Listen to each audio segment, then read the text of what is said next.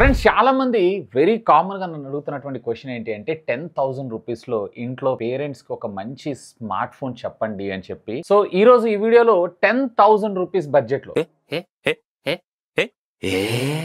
Sorry so ముఖ్యంగా 10,000 rupees budget segment అనగానే ఇంట్లో పెద్దవాళ్ళు లేదా పేరెంట్స్ కి మనం ఎక్కువగా వాడుతూ ఉంటాం కాబట్టి సో ఇక్కడ రిస్క్ ఫ్యాక్టర్ లేకుండా అంటే నాన్ చైనీస్ బ్రాండ్ అయితే ఎక్కువగా నేనైతే సజెస్ట్ చేస్తూ ఉంటాను. Like you can go for Korean brand. Yes మీరు గెస్ట్ చేసింది this is nothing but Samsung Galaxy F06 లేదన్నట్లయితే కనుక M06. సో ఎఫ్ వచ్చేటప్పటికి మీకు ఫ్లిప్కార్ట్ లో, M వచ్చేటప్పటికి మీకు అమెజాన్ లో దొరుకుతుంది. రెండు కూడా సేమ్ మొబైల్ ఫోన్సే. MediaTek Dimensity కి సంబంధించినటువంటి 6300 ప్రాసెసర్, 6.7 ఇంచెస్ కి సంబంధించినటువంటి IPS డిస్ప్లే, అది కూడా 90 హెర్ట్జ్ స్క్రీన్ రిఫ్రెష్ రేట్ తో రావడం జరుగుతుంది. రేర్ 50 మెగాపిక్సెల్ ప్రైమరీ కెమెరా, అలాగే ఫ్రంట్ 8 మెగాపిక్సెల్ సెల్ఫీ కెమెరాతో పాటు 5000 mAh ఆఫ్ ద బ్యాటరీతో మనకి ఇది రావడం అయితే జరుగుతుంది. And 25 watts of fast charging technology కూడా ఇది సపోర్ట్ చేస్తుంది. వేరే సాఫ్ట్వేర్ అప్డేట్స్ లాంజివిటీ పర్పస్ గా and at the same time ఒక మంచి ప్రీమియం బ్రాండ్ నుంచి అంటే నాన్ చైనీస్ బ్రాండ్ గా మీకు ఒక స్మార్ట్ ఫోన్ గిఫ్ట్ చేయాలనుకుంటున్నారు మీ పేరెంట్స్ కి అన్నట్లయితే కనుక definitely this is a right choice. By the way ఇందులో మీకు 4 years of software security patches కూడా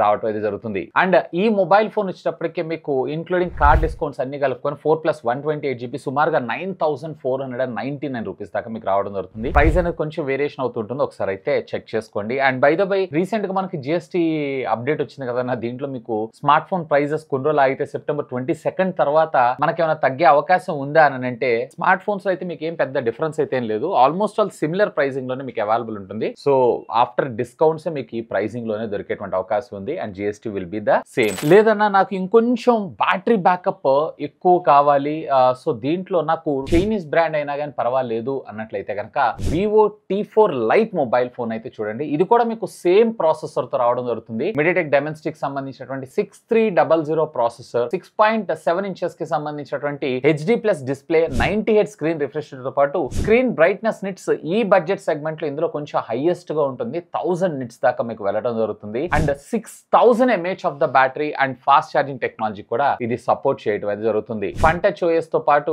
వీళ్ళు 3 years ఆఫ్ సెక్యూరిటీ ప్యాచెస్ ని ప్రొవైడ్ చేస్తున్నారు. సో ఆ బడ్జెట్ సెగ్మెంట్ లో దీన్ని కూడా మీరైతే కన్సిడర్ చేయొచ్చు. ఇంక్లూడింగ్ కార్డ్ ఆఫర్స్ అన్ని కలుపుకొని 4+128GB వేరియంట్ ఏదైతే ఉందో సుమారుగా 9,400 9,500 రూపాయలకి రావడం జరుగుతుంది, which is good at that budget segment. You can definitely have a look on this. ఇక నెక్స్ట్ మోటరోలా రీసెంట్ గా లాంచ్ చేసినటువంటి G35 5G. సో దీంట్లో మీకు 6.8 ఇంచెస్ కి సంబంధించినటువంటి ఫుల్ HD+ డిస్ప్లే తో పాటు 5000 mAh ఆఫ్ ద బ్యాటరీ తో పాటు ఫాస్ట్ ఛార్జింగ్ టెక్నాలజీకి ఆబ్వియస్లీ సపోర్ట్ ఉంది. 50 మెగాపిక్సెల్ ప్రైమరీ సెన్సార్ తో పాటు ఫ్రంట్ వీళ్ళు 12 మెగాపిక్సెల్ సెన్సార్ ని మన ముందు తీసుకొచ్చారు. బట్ ఇందులో ప్రాసెసర్ వచ్చేటప్పటికే యూనిసాక్ కి సంబంధించినటువంటి ప్రాసెసర్ ని యూజ్ చేశారు. దీంట్లో మీకు Android 15 out of the box వస్తుంది. ఒక్క మేజర్ అప్గ్రేడ్ అలాగే 2 years ఆఫ్ సెక్యూరిటీ ప్యాచెస్ మీకు రావడం జరుగుతుంది. ఇంక్లూడింగ్ కార్డ్ డిస్కౌంట్స్ మీకు ఇది కూడా 9,500 9,900 రూపాయల బడ్జెట్ సెగ్మెంట్ లో ఫ్లక్చువేట్ అవుతూ ఉంటుంది. Have a look on this. ఇక నెక్స్ట్ వచ్చేటప్పటికి మనకి పోకో నుంచి పోకో M6. సో దీంట్లో మీకు 6.8 ఇంచెస్ కి సంబంధించినటువంటి full HD+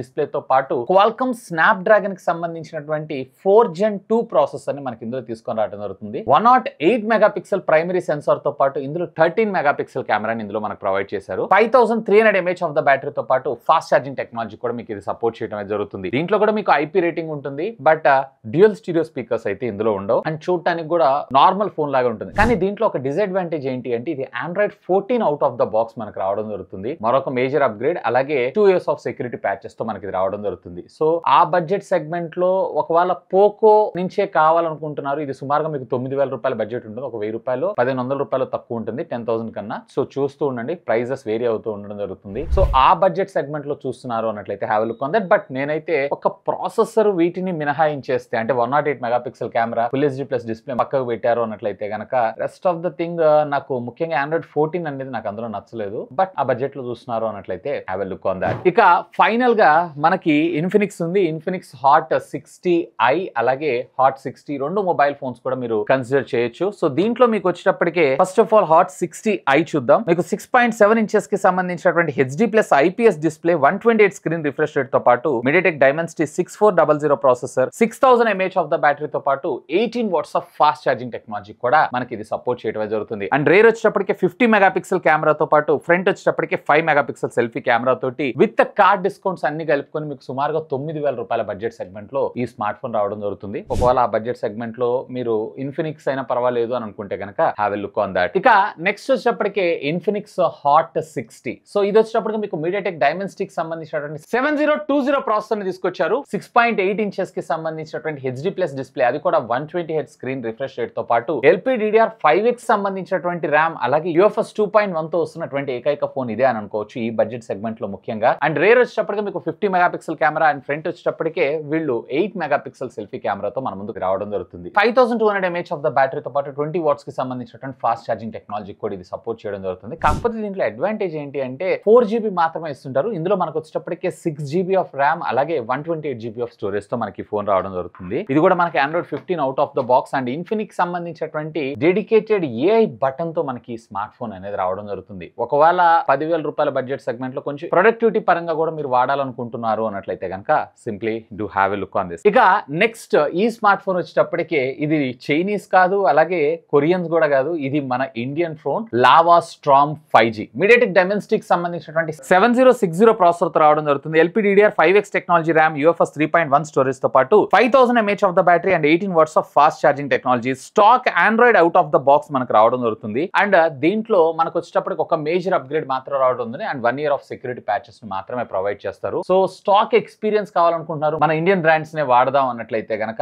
definitely you can have a look on this.